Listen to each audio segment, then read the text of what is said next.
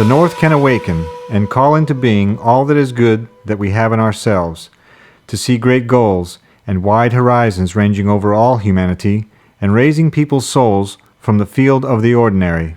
Nansen. It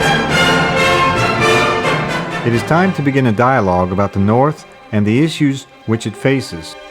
There are many problems in the North regions of Russia. To find the right solutions, we must see with our own eyes how the same problems are being solved by our neighbors, in Norway, where we are going now, Finland, Sweden, and the other North countries. To find the right solution, one must understand the problem, and, as head of the expedition, Sergei Solovyov says, to find the right solutions means to make life better. The present expedition is called the International Around the World Expedition of UNESCO, Great Northern Path. It is a long-term international project that includes the magazine Man and the North, preparation of more than 50 video attachments to the magazine, arrangement of conferences, seminars, and photo exhibitions, and all this is just a part of our plans. Thus we are in Murmansk. Our polar expedition is about to start. We are excited before we begin the long journey. Ahead lay thousands of kilometers through the North countries and around the Arctic Circle. And this is our team: Sergei Solovyov, Philippe Ardiev, and Vladimir Rybin. They are the backbone of the expedition. These men are reliable and tested by the North. They have been together in expeditions for the past 20 years, a serious commitment.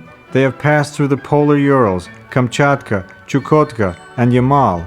Behind them there are tens of thousands of kilometers on the way from Orléans to Murmansk, along the coast of the Arctic Ocean by dog sled. The head of the organizational committee, Viktor Chernomyrdin, sees off the expedition and will accompany us to the Norway border. The expedition begins with a special tradition. One should sling a big watch against the ground. People say it's for good luck and a safe return.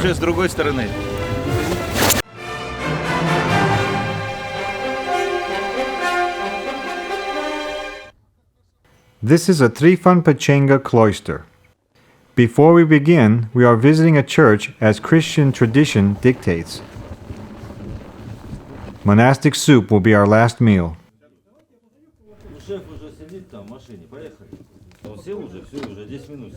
We enter the 0 point. It is 0 kilometer and the very beginning. It is not the end, but the beginning of the world. This is Lapland. We are making some pictures for the press. That's all. God bless us.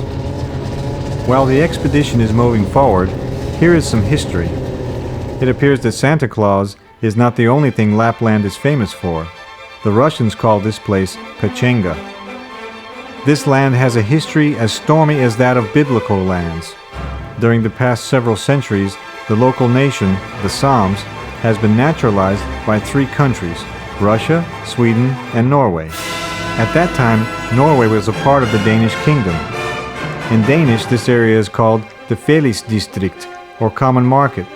This was the first common market in Europe. These lands were divided by the Treaty of 1715, and for more than 100 years, the border was disputed by Russia and Norway. The border was eliminated when Finland became a part of Russia.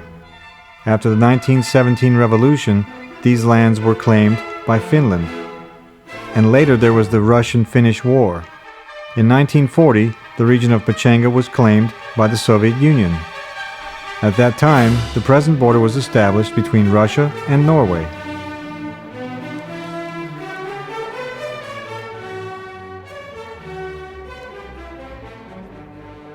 The Norwegian frontier guards are meeting us. Our first impressions.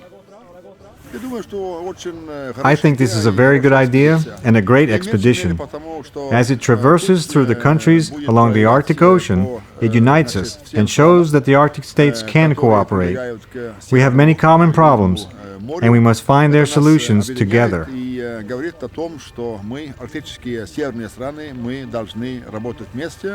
И мы стоим перед многими общими вызовами, и сообща надо решать их. Now we are at the place where Russia borders a member state of NATO. Norway is the only border country of the Russian Empire and later the Soviet Union, with which there has never been a war or armed conflict. Russia and Norway have never been at war, which is unusual. В Киркенесском районе, значит, муниципалитет. Но здесь наших до Киркенеса дальше освободили. The Norwegian frontier guards show us the way. We make our way to the small town of Kirkenes.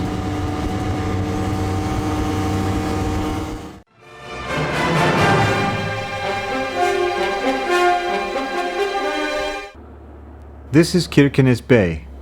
Beautiful, isn't it? Kirkenes is not big, but very comfortable. Believe it or not, but in Kirkenes there has always been good relations with the Russians. The north of Norway was occupied by Axis forces and liberated by the Soviet Army in the Battle for Kirkenes in October of 1944. During the Petsum-Kirkenes operation, approximately 16,000 Soviet soldiers and officers died. For a country the size of Norway, this is a colossal quantity. There were thousands of houses here before the battle, and only 28 survived. Thank God everything is restored now and nothing remains of the war but the museum. Guide Hanna Havas invited us there. She tells us how this attack plane came to the museum. Also, she told us how Red Army hospitals cared for the Norwegians during diphtheria and dysentery epidemics that occurred during that time. The Soviet Army demined Kirkenes and restored the city before departing in 1945. Many Norwegian monuments have such inscriptions as Norge takker dere. Norway thanks you. While Eastern Europe has been shedding its historical memory and destroying the monuments, Norway has been proudly maintaining such monuments. The exhibits representing the Second World War take the most honored places in any museums here. Such is history.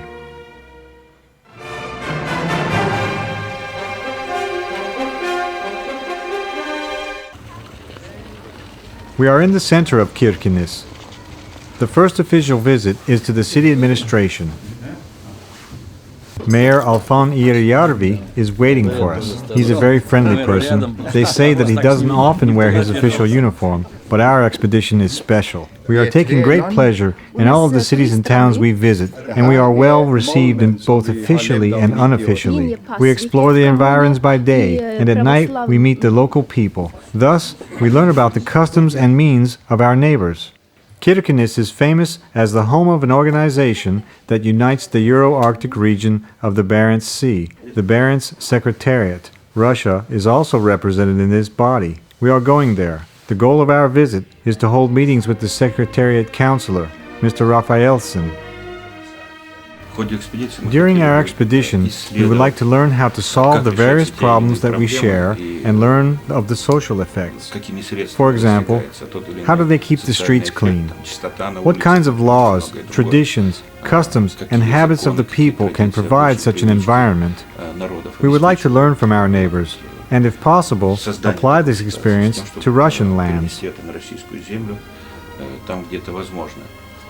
The primary tasks of our expedition are to explore the social and cultural issues facing the North. We will discuss these and other Northern issues in various official meetings, as well as on the pages of our magazine, Man in the North. This magazine is issued in both Russian and English languages. Mr. Rafaelson says that the question is in the laws regulating public relations, relations between the state and the citizen, and the relationship between people and the natural environment.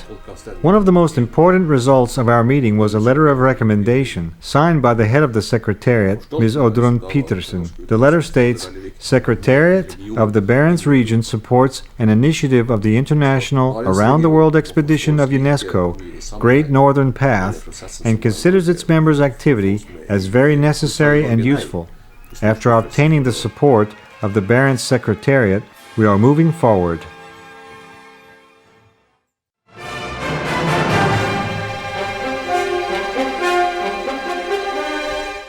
And now we can see authentic native culture. The locals travel on Finnish sleds within their city. There are many things here to be surprised about. Surely many of us would like to achieve the age of these people and ride sleds in the pure snows of our native city. It appears that the Norwegians are great fans of skiing. As in many northern countries, people ski from childhood until late in life. Local humor has it that the Norwegian is born holding skis, But this opinion is quite superficial.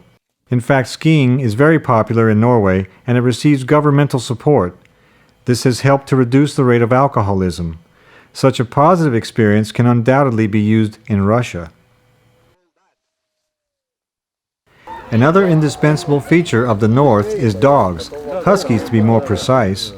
They are part of the local landscape, and Kirkenes would probably be boring or even strange without them. Riding polar huskies is a favorite amusement for the local children.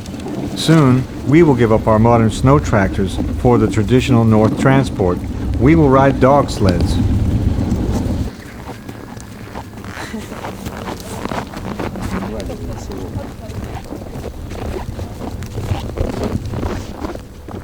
We are in a college. In this institute, the students can obtain diplomas of high education. Philip Ardeyev, our special correspondent on the North Nations, is speaking to the college rector, Lil Javiet Koy. She told us that there are state and local colleges in every big city. There are more than 100 of them. There are pedagogical, engineering, musical, and medical colleges, colleges of management and social work, art and design. There is also a good library here, containing literature in different languages. And of course, there is the internet. As in any educational institution, life here is very dynamic. Education at the state universities and colleges in Norway is almost free. Any fees required are quite symbolic. Why is the state so generous? It appears that the high incomes of the Norwegians are counterbalanced by very high taxes. The lower middle class, whose monthly income is equal to $3,000, pays taxes of 36%. The middle class, 48%. And the wealthy have to pay 52%. Thus, taxes allow the state to finance all systems of education and public health. It is clear that this region has a future, and that future is in the hands of the youth.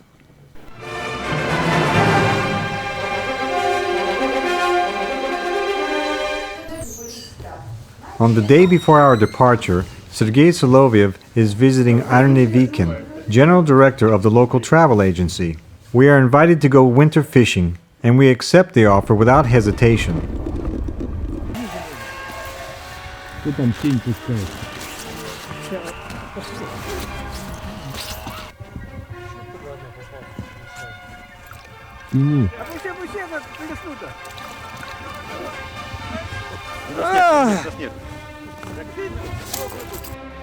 In the evening, we are guests at Arne Viken's home. It is a very comfortable Norwegian house. It is typical of Norwegian homes in that there is a lot of woodwork, even in the kitchen. The host is doing the cooking. We share our impressions as far as our knowledge of Norwegian allows us. And tomorrow, we will be on our way.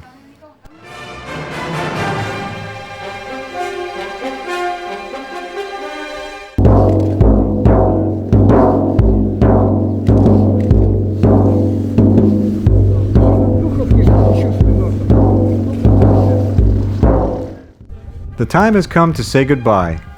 We are leaving Kirkenes with very warm feelings. The officials, television, and local people accompany us. The expedition is moving on. New people and places await us as we continue our journey.